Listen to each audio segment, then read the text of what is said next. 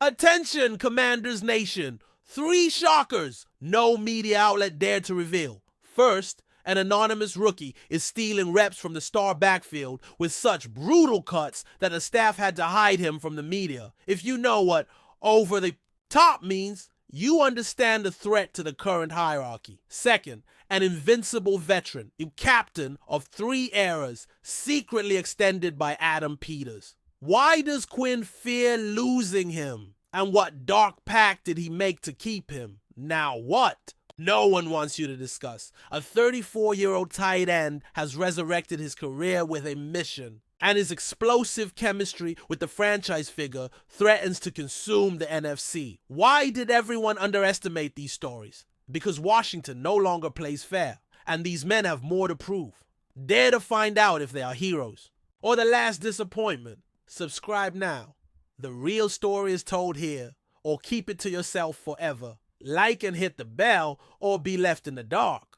Okay, Commanders Nation, get ready. Because this story is so cinematic that Hollywood couldn't write it better. Picture this, 2 kids in different states, in different eras, but living the same nightmare. Nobody believes in them. Colleges ignore them. Scouts dismiss them. The world thinks they're too small to play football at the next level. Let's start with Austin Ekeler. This man in high school in Colorado wasn't just all conference and all state in football.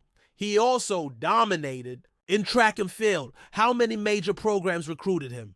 0. Absolutely none. The only university that said, hey, you can keep being a running back here was Western Colorado University, a Division II school that most people couldn't even find on a map. But do you know what Ekeler did? He didn't complain, didn't play the victim. He worked. And when I say he worked, I mean this man became a machine. He became the all-time leading rusher at Western Colorado with 5,857 rushing yards and 55 rushing touchdowns. 55 touchdowns in Division I, but still 55 touchdowns. His college coach, Jazz Baines, tells a story that gives me chills. He says, we might be here on a Saturday doing work. You look down at this massive facility, all the lights were on, and there'd be one guy there. Of course it'd be him. Do you know what that means? While other students were at parties or relaxing, Ekeler was alone in the gym, perfecting his craft, preparing for an opportunity no one thought would come. And do you know what happened in the 2017 draft? Ekeler watched 27. Running backs get selected before him. 27. He went undrafted, but the Chargers gave him a chance as an undrafted free agent, and the rest is history. Now comes Kroski Merritt, and I swear it's like the universe is playing with us because this story is identical. In high school, Kroski Merritt piled up 2,354 all-purpose yards in his final year. He was named All-Metro, and how many stars did the recruiting services give him? 0, not even 1 star. Colleges completely ignored him. He had to stay in Alabama and choose between Alabama State and Alcorn State. He chose Alabama State, where he spent 4 years fighting for recognition. He ran for 1,253 yards and 14 touchdowns over 4 seasons. Decent numbers, but nothing spectacular. But do you know what made him different from Ekeler? He reinvented himself. He transferred to New Mexico, where he finally shone, rushing for 1,190 yards and 17 touchdowns. There was his moment. But life had another test for him. He transferred to Arizona for his final year, thinking he'd get the chance to shine in a Pac-12 program. But do you know what happened? Eligibility issues limited him to 1 single game all season. 1 single game, Commanders fans! Imagine working your entire life for an opportunity and getting only 60 minutes to prove yourself. And do you know who that game was against? New Mexico, his former team. The irony was perfect. And Kroski Merritt did not waste the opportunity. He ran 13 times for 106 yards and a touchdown, averaging 8.15 yards per carry. 8.15 yards per carry. In one game against the team that knew him best, he proved he belonged at the next level. Here's where the story gets really good. The 2025 draft arrives, and Kroski Merritt watches 23 running backs get picked before him. Adam Peters finally selects him in the 7th round, picked 24 among running backs. And do you know what's crazy? When You compare their combine measurements, Ekeler and Kroski Merritt are practically athletic twins. Similar times in the 40-yard dash, similar broad jumps, almost identical composite explosion scores. Peters didn't pick Kroski Merritt by accident. He saw a player that reminded him of someone he knew very well, Austin Ekeler. Now comes the part that has me completely excited. Kroski Merritt isn't just watching from the sidelines during training camp. This rookie is running with Jaden Daniels in the first offensive unit. And do you know what the toughest drill Dan Quinn puts the running backs through? It's called over the top, and only 2 running backs on the entire roster have mastered it, Austin Ekeler and Zachary Kroski Merritt. Reports say the rookie is showing sharp cuts, an ability to run through contact, and most importantly, is showing he can protect his quarterback. And do you know who's the master of pass protection on this team? Austin Ekeler. But here's the most beautiful part of this whole story. Kroski Merritt isn't acting like he's already arrived. He's not acting like he knows everything. He's being humble and learning from the veterans. It's a dream come true to have older brothers in the room who can help elevate my game, says the rookie. And do you know who's his main big brother? Ekeler, who understands exactly what it means to arrive without expectations and have to earn every opportunity. I'll tell you this, when 2 players who have fought against the odds their entire lives unite in the same backfield with one teaching the other all the secrets learned along the way, something magical can happen. Ekeler has exceeded 1,500 scrimmage yards 3 times in his career, using his versatility to carve out a unique niche in the league. Now he's teaching Kroski Merritt how to become that same dual threat that can change games both running and receiving. The dream for Washington would be for the rookie to have an Alfred Morris-style season and continue to grow into the dual offensive threat that Ekeler offers the team. And you know why I think this is going to work? Because both play with a chip on their shoulder. Both have had to work hard for everything they've achieved. And both understand that in this league, the size of the heart matters more than the size of the body. If the previous story moved you, get ready. Because Jeremy Reeves literally embodies everything this franchise has been through in the last 8 years.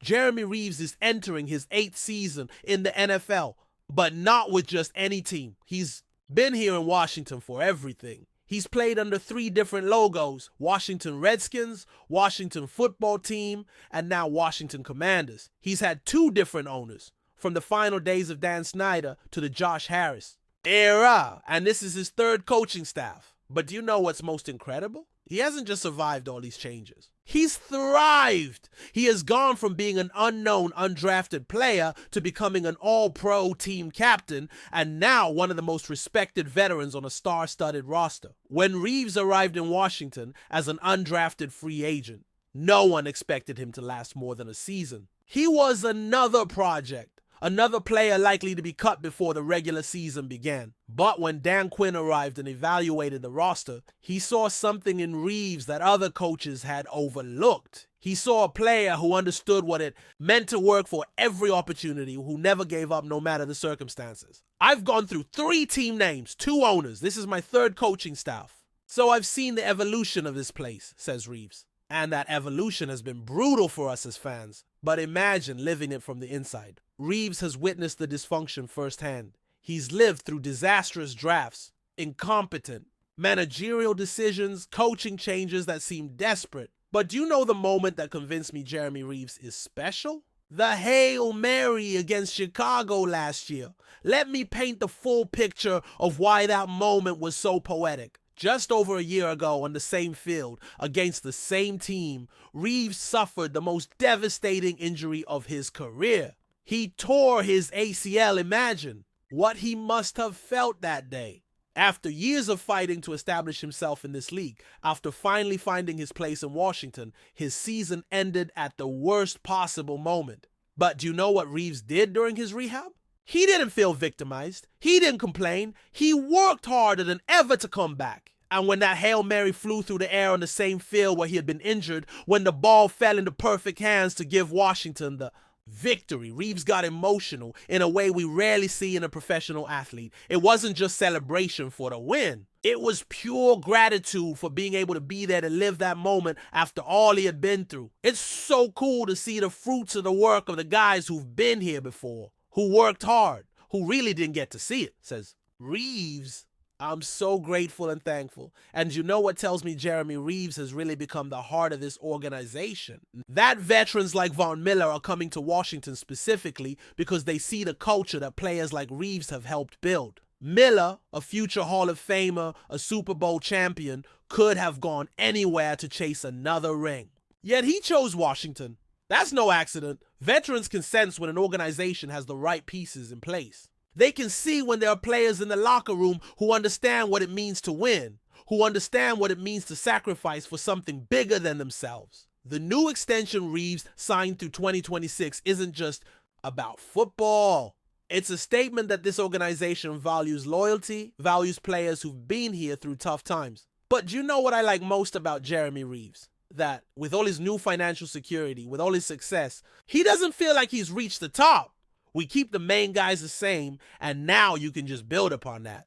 You don't have to rebuild, says Reeves. That mindset, that perspective that this is only the beginning is exactly the mindset Dan Quinn is looking for in his players. I'll tell you this, Jeremy Reeves is exactly the kind of player that's going to be crucial in the coming years. Not just for what he does on the field, but for what he represents in the locker room. He has lived through the pain of lost seasons. He knows what it feels like when nothing goes right, but he also knows what it feels like when hard work is finally rewarded. And now, with a roster full of talent, with management that finally knows what it's doing, with a coach who understands how to build culture, Reeves can see that everything he's worked for is finally bearing fruit.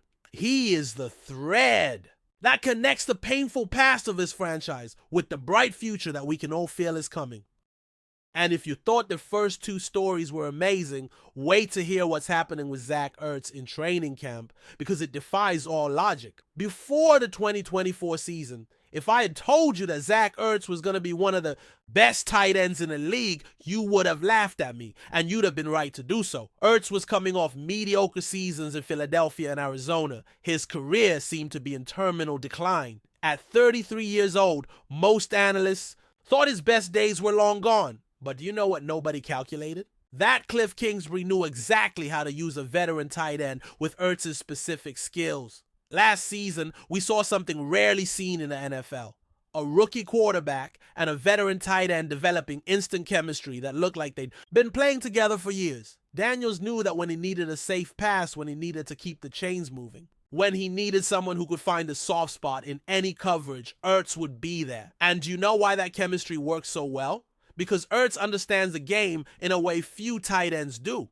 He can read coverages like a veteran quarterback. He can adjust his routes on the fly. He can create separation without relying on pure speed. Now we arrive at the part that has me completely excited. Reports from training camp say Ertz looks better than last year. JP Finlay from NBC Sports reported on Saturday's practice and said the way Ertz and Daniels connected was clinic. Ertz's ability to create separation effortlessly was on full display. Do you know what that means? A 34-year-old player is having the best training camp of his career after a season where he already exceeded all expectations. And you know why I think Ertz is playing at this level? Because he knows this could be his last chance. Not just in Washington, but in the entire NFL. When a veteran realizes it may be their last season, one of two things can happen. They can give up and just play for the paycheck, or they can decide they're going to give it everything to go out as champions. Ertz clearly chose the second option. He's moved past the achievements of last season, reporters covering the team say. He's aware this could be his last chance, not just in Washington, but for his entire NFL journey. The one-year extension Ertz received after his last season wasn't charity. It was a recognition that when this organization finds a player who produces, it rewards them regardless of age. That mentality, that willingness to value production over potential is one of the biggest differences between this administration and the previous ones. Peters and Quinn aren't building for the future at the expense of the present. They are building a team that can win now while also preparing for the future. Yes, we all want to see more of Ben Senator, our second-round pick last year. But do you know what? Having Zack Ertz playing at this level is the best thing that could happen to Sinot. Instead of being thrown into the fire unprepared, Sinot can learn from the master. He can see how a veteran tight end studies film, how he prepares his body, how he reads coverages, how he builds chemistry with his quarterback. And when his moment finally comes, he will be ready because he learned from one of the best Ertz knows. His goal isn't just to have a good individual season. His goal is to lead the Commanders to the Super Bowl. If that's the case, he wants to walk away with everything they report about his mindset. That means maintaining his high performance levels and taking the Commanders to the Super Bowl. And you know what? With the chemistry he's showing with Daniels, with the way he's dominating in training camp, with the motivation that this might be his last opportunity, I wouldn't bet against Zack Ertz. This man has already shown he can defy expectations. He's already proven he can reinvent himself when no one believed in him, and now he's showing he can do it again. Look, these three stories tell us everything we need to know about where the Commanders are headed in 2025. Do you think it's a coincidence that an unheralded rookie is learning from a veteran who knows what it's like to be underrated? Do you think it's luck that Jeremy Reeves, the man who has seen it all in Washington, is finally being rewarded for his loyalty?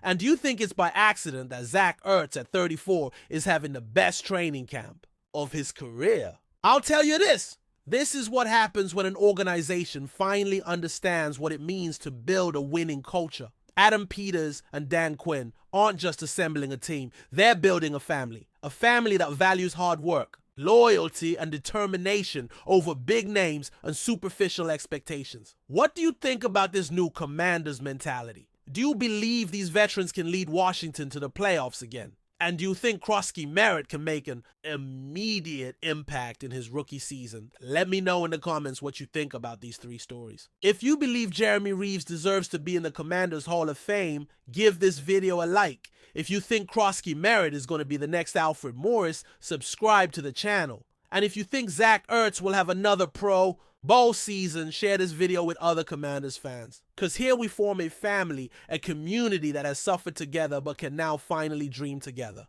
I invite you to be part of this family, to subscribe to this channel where you will always find the truth about your Commanders. Because we don't sell you smoke, we give you real analysis from real fans for real fans.